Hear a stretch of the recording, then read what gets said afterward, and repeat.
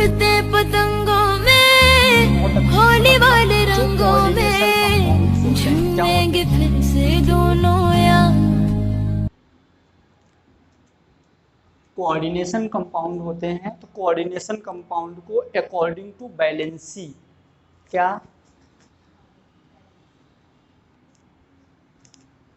According to valency हम इनको दो टाइप में क्लासिफाइड करते हैं। क्लियर? एक हम बोलते हैं प्राइमरी वैलेंसी, एक हम बोलते हैं प्राइमरी वैलेंसी, और एक बोलते हैं सेकेंडरी वैलेंसी। क्लियर? तो जो हमारा प्राइमरी वैलेंसी होता है, तो क्या करते हैं, जैसे जो प्राइमरी वैलेंसी, ये एग्जाम में नहीं आएगा, ये हम ऑब्जेक्टिव क्वेश्चंस के लिए कर रहे हैं। क्लियर? तो जो प्राइमरी वैलेंसी होता है, ये होता है इक्वल टू ऑक्सीडेशन स्टेट,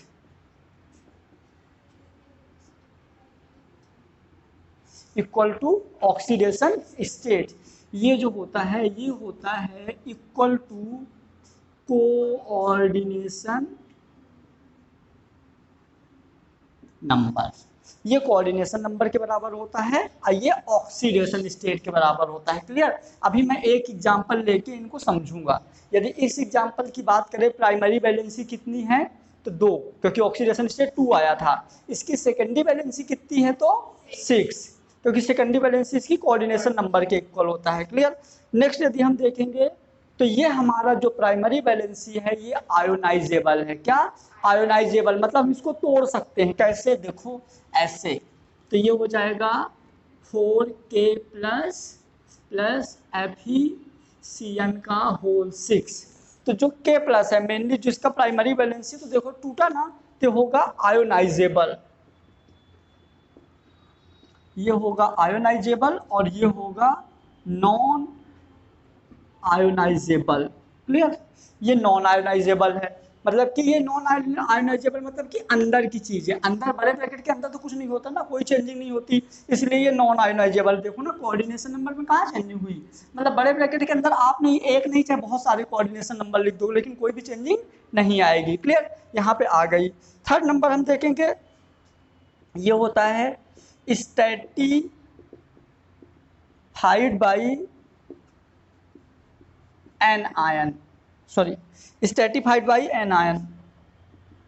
ये एन आयन के थ्रू स्ट्रैटिफाइड होगा, अब वो वाला होगा stratified by neutral ion, stratified by neutral ion. Clear? ये वाला होगा, इसको भी मैं बता देता हूं, ये होगा नॉन डायरेक्शनल, नॉन डायरेक्शनल, ये होगा डायरेक्शनल। मतलब कि स्ट्रैटिफाइड बाई एन आयन, ये एन आयन से स्ट्रैटिफाइड होगा, मतलब कि हमारा जो प्राइमरी वैलेंसी है ये कवर होगा एन आयन से। किससे कवर होगा? लेकिन इसका कोई, इसके अंदर का कोई चार्ज नहीं रहेगा, ये हमारा न्यूट्रल ही रहेगा। क्या रहेगा? न्यूट्रल ही रहेगा। मतलब जो कोऑर्डिनेशन नंबर वाला है वो हमारा स्ट्रैटिफाइड बाई न्यूट्रल आयन और ये स्ट्रैटिफाइड बाई एन आयन। ये नेगेटिव चार्ज पूरे का है, मतलब जब हम इसको बैलेंस, इसको हाँ इसको बैलेंस करने के लिए, जैसे पोटेशियम का 1 प्लस है तो 1 माइनस ही चाहिए। जैसे यहाँ पे हम ले लेते मैग्नीशियम, तो Mg का +2 चार्ज, यहाँ अपने आप -2 आ जाता है। एल्यूमिनियम ले लेते तो एल्यूमिनियम का +3 चार्ज, यहाँ अपने आप -3 आ जाता है। क्लियर? चलो अब यहाँ पे देखो, ये नॉन डायरेक्शनल होता है। जो हमारा प्राइमरी वैलेंसी होती है, मतलब जो ऑक्सीडेशन स्टेट होता है, इसका कोई डायरेक्शन नहीं होती, लेकिन ये डायरेक्शनल होता है। क्लियर? ये डायरेक्शनल मतलब कैसे? ऐसे देखो, जैसे मान लो तुमने Fe से Cn जोड़ दिया, क्या जोड़ दिया, तो हम इसको डायरेक्शनल, मतलब कि यदि हम सेकेंडरी वैलेंसी की बात करेंगे तो उसको ये बोलेंगे या तो Fe से Cn साइड या तो Cn से Fe साइड। डायरेक्शन हो गया ना, यहाँ पे क्या होगा? डायरेक्शनल होगा। क्लियर? नेक्स्ट यदि हम बात करें, तो इसका जो रिप्रेजेंटेशन है, हम इसको डैश डैश से रिप्रेजेंट करेंगे। कैसे? जब भी हम बोलेंगे कि ये प्राइमरी वैलेंसी है तो उसको डैश डैश से रिप्रेजेंट करेंगे, और इसको हम करेंगे सीधे लाइन से, सीधे बॉन्ड से, ठीक है, सेकेंडरी वैलेंसी। अब यहीं पे जो हमारा वार्नर थ्योरी है, तो इनके मतलब 4 टाइप्स के वार्नर थ्योरी होते हैं। पहला होता है हमारा MOT मॉलिक्यूलर ऑर्बिटल थ्योरी, दूसरा हमारा होता है LFT लिगेंड फील्ड थ्योरी, तीसरा हमारा होता है VBT valence bond theory, crystal field theory, चौथा होता है क्रिस्टल फील्ड थ्योरी। क्लियर? तो हमको ये दोनों यहाँ नहीं पढ़ना, ये हमारा 11 का टॉपिक है और ये हम कॉलेज में पढ़ते हैं। हमारे एग्जाम में ये दोनों बहुत बार आते हैं। क्लियर? तो हमारा वार्नर थ्योरी ये हम क्यों पढ़े हैं, ये हम इसलिए पढ़े हैं कि हम इनको पढ़ पाएँ। इसका एग्जाम में कोई रोल नहीं है, लेकिन यदि ये हमको नहीं याद रहेगा तो हम ये नहीं कर पाएंगे। क्योंकि देखो अभी हमने ऑक्सीडेशन स्टेट पढ़ा था, ऑक्सीडेशन स्टेट ही क्या होता है, प्राइमरी वैलेंसी, ठीक है। कोऑर्डिनेशन नंबर क्या होता है, सेकेंडरी वैलेंसी।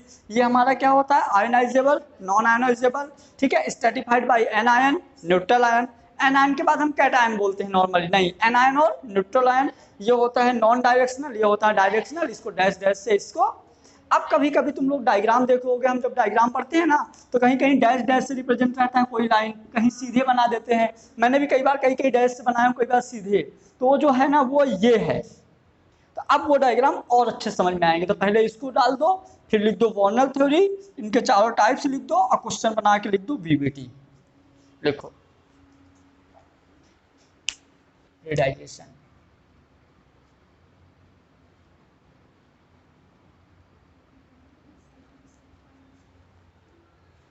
क्लियर? हाइब्रिडाइजेशन मतलब क्या होता है, जो किसी कंपाउंड्स के शेप के बारे में बताता है कि ठीक है, जैसे मैंने बोल दिया कार्बन डाइऑक्साइड, नॉर्मली जो हम लोग सांस में बाहर निकालते हैं। मैंने बोल दिया ऑक्सीजन, मैंने बोल दिया सल्फ्यूरिक एसिड। तो सल्फ्यूरिक एसिड होता कैसे है रियल में, मतलब जैसे सल्फ्यूरिक एसिड कहीं रखा है, जैसे मैंने बोल दिया मार्कर, तो आपके दिमाग में आ गया कुछ ऐसा।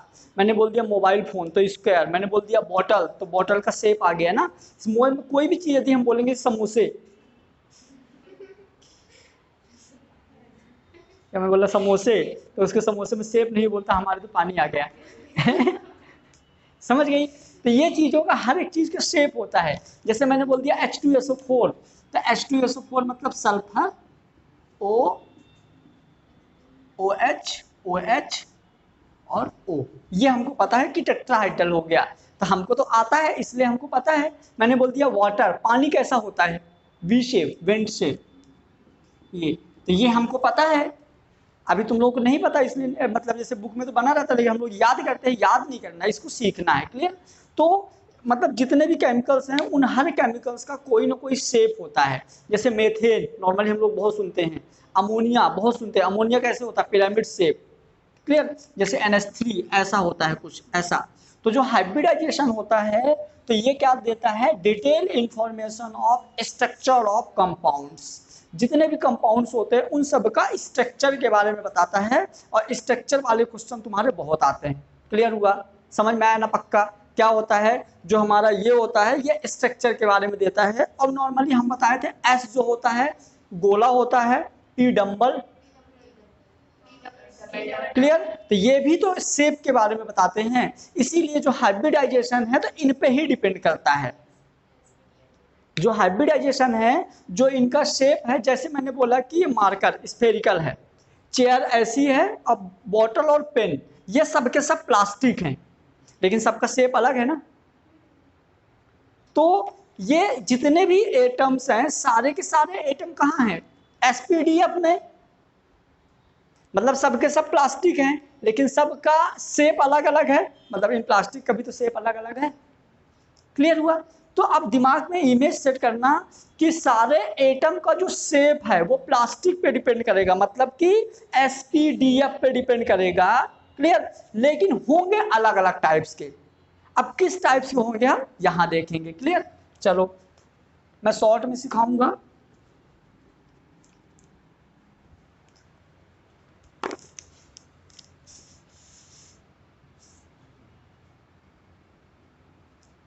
तुमको कहीं नहीं मिलेगी, और तुम सबको तुम्हारी ही कसम है, किसी को बताना नहीं भाई, याद रखना। मतलब कि ये मान लो कि 99% टीचर परेशान है हाइब्रिडाइजेशन से, नहीं आता उनको, जब भी हाइब्रिडाइजेशन पढ़ाते हैं सामने बुक खोल के स्ट्रक्चर देखते हैं। पॉसिबल ही नहीं है भाई, आएगा ही नहीं। लेकिन मैं एक ट्रिक बता रहा हूँ, एकदम ध्यान से सुनना।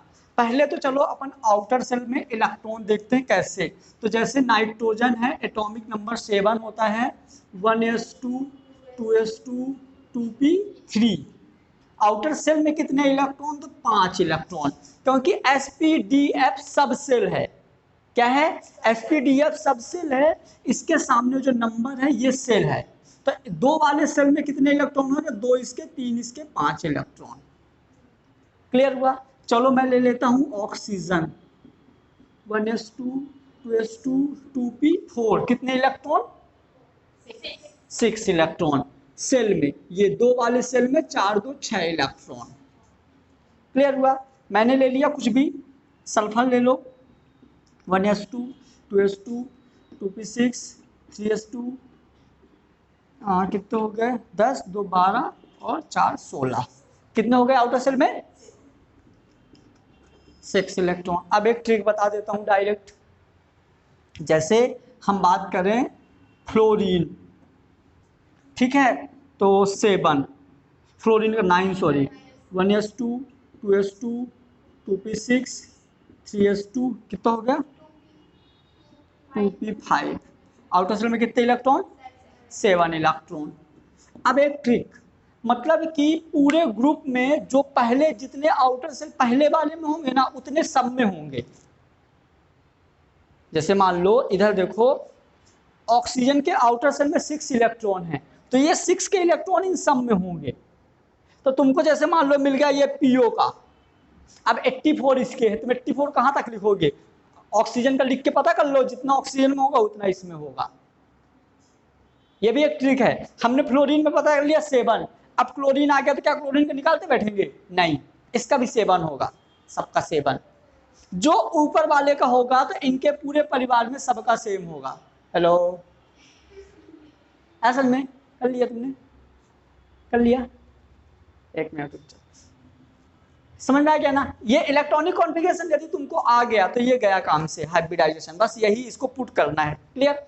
हाइब्रिडाइजेशन की एक ट्रिक है, यदि टोटल नंबर 2 हैं तो sp होगा, टोटल नंबर 3 है तो sp2 होगा, टोटल नंबर 4 है तो sp3 होगा, 5 है तो sp3d होगा, और 6 है तो sp3d2 होगा।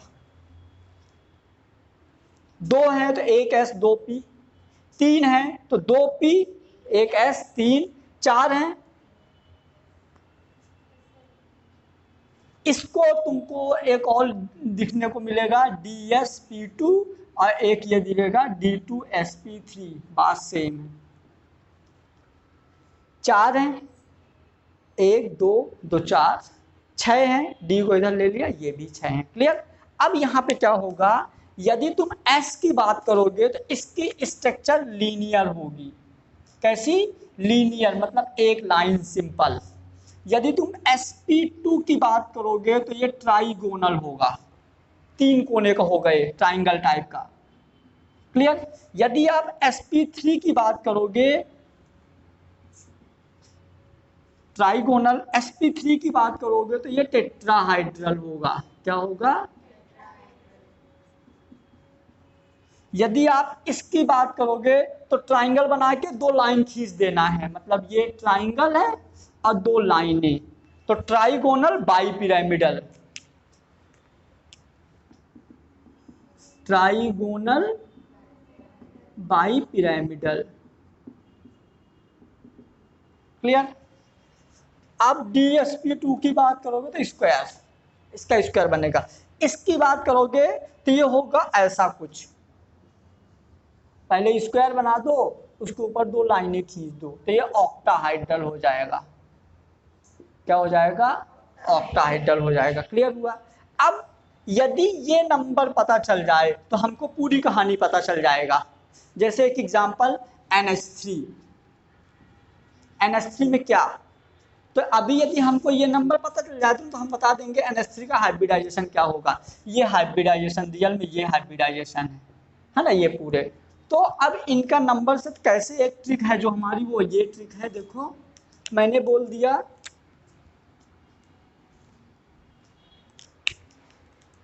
पूरा बॉक्स सारा है, कॉर्नर में यहाँ पे बता देता हूँ।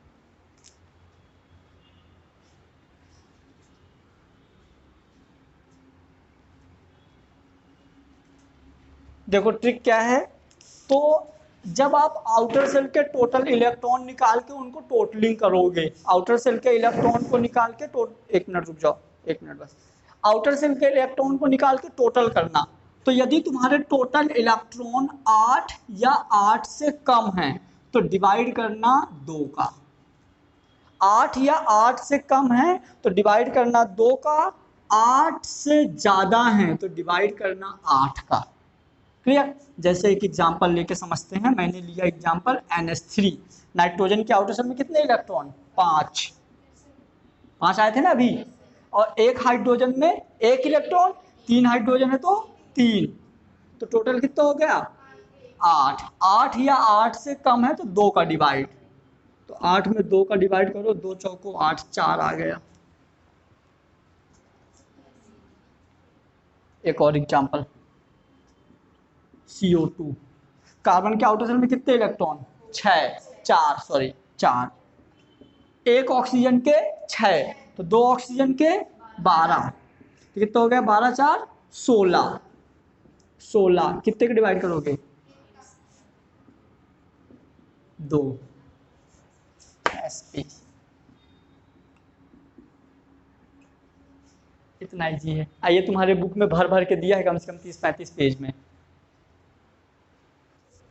हम एक एग्जांपल, यहाँ पे हमको कितने क्वेश्चन करना है, एक थ्योरी से ऑब्जेक्टिव में कितने क्वेश्चन पूछ सकता है, तो आपको IUPAC नाम पूछ सकता है, दूसरा प्राइमरी वैलेंसी, तीसरा सेकेंडरी वैलेंसी, चौथा ऑक्सीडेशन स्टेट, पांचवा कोऑर्डिनेशन नंबर, छठा EAN, सातवां आइसोमेरिज्म भी पूछ सकता है ना, आठवां आपका कलर पूछ सकता है कि एटम कलर है कि कलरलेस है, चौथा हाइब्रिडाइजेशन पूछ सकता है, पांचवा शेप पूछ सकता है, छठा स्ट्रक्चर पूछ सकता है, और मैग्नेटिक प्रॉपर्टी पूछ सकता है। डायमैग्नेटिक की पैरामैग्नेटिक है, नहीं अलग है वो।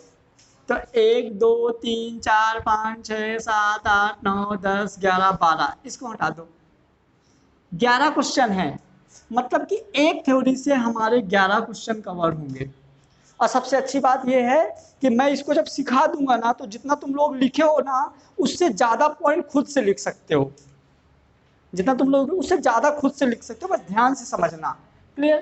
तो हम सबसे पहले बैलेंस बॉन्ड थ्योरी के लिए एक एग्जाम्पल लेते हैं, K4FeCN का होल 6।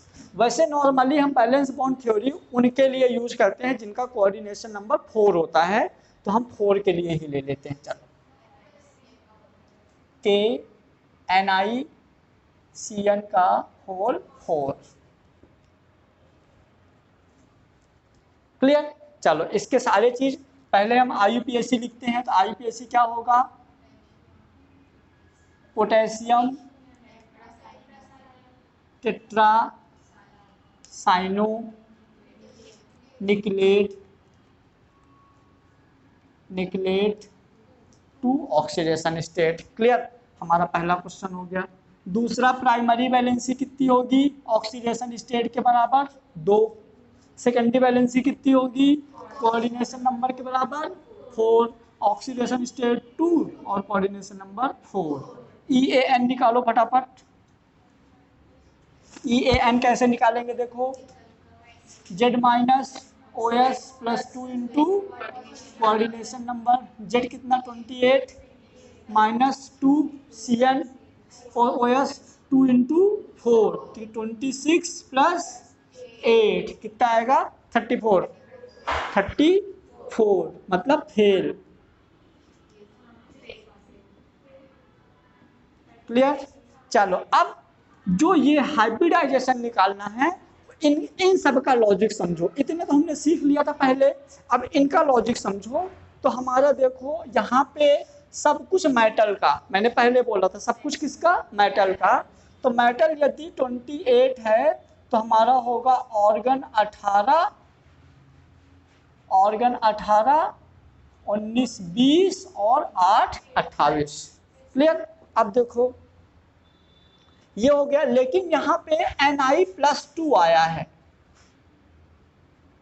क्या है Na+2, Na+2। तो देखो ऑर्गन 18, अब +2 यानी कि हमने 2 इलेक्ट्रॉन निकाला। क्या किया, 2 इलेक्ट्रॉन निकाला। तो आउटर सेल 3 है कि 4, मतलब आउटर सेल ये है कि ये, ऑब्वियस बात, पक्का। ये तो बाहर तो ये लिखा है, वो 3 है, वो आउटर हमारा ये। तो 2 इलेक्ट्रॉन निकालना है, तो 2 - 2 = 1, 0। ठीक है, फिर 3d8 लिख दिया, ये लिख दिया। अब चलो इसके बाद समझो, यहाँ पे हमारा 4s0, ये पता है ना आपको कि s का एक बॉक्स बनता है, s का 1, p का 3, d का 5 और f का 7, f का 7 बॉक्स बनता है। क्लियर हुआ। चलो अब यहाँ पे देखो, ये हमारा क्या हो गया, 1 2 3 4, 1 2 3 4 5, 3d8 कितना हो गया, 3d8। अब कितने इलेक्ट्रॉन है यहाँ पे, 8 इलेक्ट्रॉन। अच्छा बताओ 3d के बाद यहाँ कहीं 4p0, 3d के बाद 4p0 लिख सकते हैं। तो हम यहाँ पे p भी बना लिए, 3 p भी बना लिए। क्लियर हुआ। s में कितने इलेक्ट्रॉन, 0, d में कितने हैं, 8। तो पहले सब में 1 1 भरो, कितने हो गए, 5 6 7 8, कितने हो गए। p में भरेंगे क्या, 0 0, खाली छोड़ दो। अब यहीं पे जो मेन चीजें हैं जो गलत करवाती हैं अपने को, यदि कॉम्प्लेक्स कंपाउंड के अंदर स्ट्रॉन्ग लिगेंड है, हेलो, यदि कॉम्प्लेक्स कंपाउंड के अंदर स्ट्रॉन्ग लिगेंड है तो धक्का, पावरफुल है तो क्या देगा, वो धक्का देगा। धक्का देगा मतलब कि ये यहां शिफ्ट होगा। यदि इन 4 के अलावा हैं, कौन से 4, NH3 CO CN OX, इन 4 के अलावा है तो नो धक्का। ठीक, तो ये हमारा हो जाएगा क्या,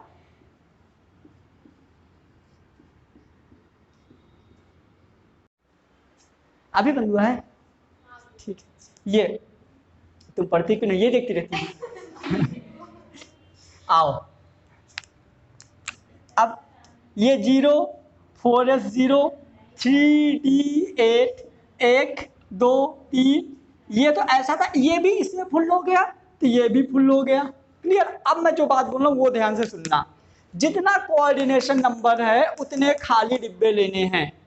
मैं ये लाइन इतने इजी लग रही है, जितने कोऑर्डिनेशन नंबर है उतने खाली डिब्बे लेने हैं, कितना इजीली बोल दिया।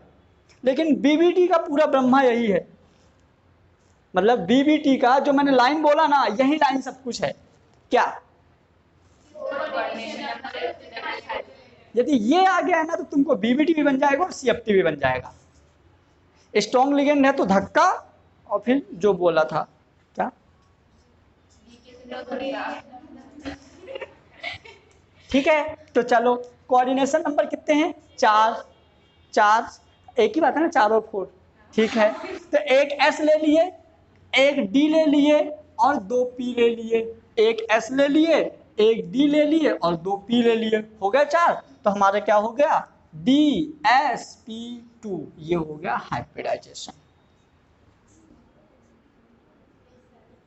DsP2, ये हो गया हाइब्रिडाइजेशन। क्लियर। चलो अब सुनो मेरी बात, DsP2 शेप कैसा होगा इसका, तो शेप होगा स्क्वायर। क्या होगा, शेप स्क्वायर।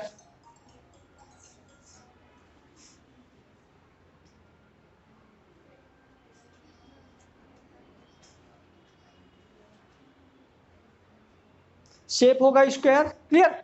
स्ट्रक्चर कैसे बनेगा, तो इसका स्ट्रक्चर ऐसे बनेगा, देखो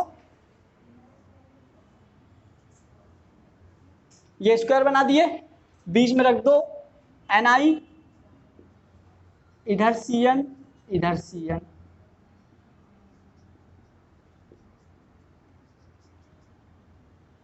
ये Cn। फिर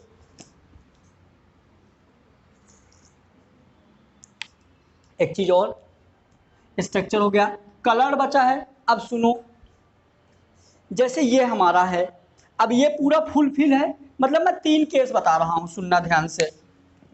मतलब आपके पास ये बकेट है, इस बकेट में अपन कलर घोल के रखे हैं। क्या रखे हैं? कलर घोल के रखे हैं। एक आपके पास ये बॉक्स है, एक ये बॉक्स है, एक ये बॉक्स है, पूरा खाली है, पूरा फुल है, आधा खाली है। हमने इस बॉक्स को उठाया, यहाँ डाला, बाहर निकाला, क्या ये कलर सूखेगा? नहीं सूखेगा। क्यों? क्योंकि सूखने के लिए कुछ है ही नहीं। जो कलर जाएगा पूरा का पूरा नीचे गिर जाएगा। मैंने इसको उठाया, इसको डाला, बाहर निकालना, ये भी नहीं सूखेगा, क्योंकि जितनी जगह थी पूरा भरा हुआ है। हमने इसको उठाया, यहाँ डाला, बाहर निकाला, तो सोख लेगा, क्योंकि जगह है खाली। अभी भी सोखेगा, लेकिन थोड़ा कम।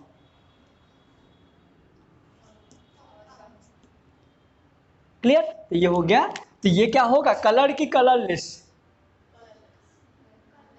कलरलेस, क्योंकि सोखने के लिए कुछ है ही नहीं, तो ये हो जाएगा कलरलेस। क्या हो जाएगा? कलरलेस। फिर अब यहाँ पे मैंने बोला पैरामैग्नेटिक और डायामैग्नेटिक। तो अनपेयर्ड इलेक्ट्रॉन है क्या? कहाँ है? कहीं देखो, सारे के सारे पेयर में हैं, तो हमारा डायामैग्नेटिक। क्या हो जाएगा? डायामैग्नेटिक, क्योंकि सारे के सारे किस में है? पेयर में है। सिंगल होता तो पैरामैग्नेटिक होता। स्ट्रक्चर भी बना दिए अपन। हो गया सारे क्वेश्चन। इसके बाद दूसरा एग्जांपल मैं दूंगा, बस क्या ध्यान रखना है, स्ट्रॉन्ग लिगेंड तो जितने कोऑर्डिनेशन नंबर उतने खाली डिब्बे। नोट कर लो।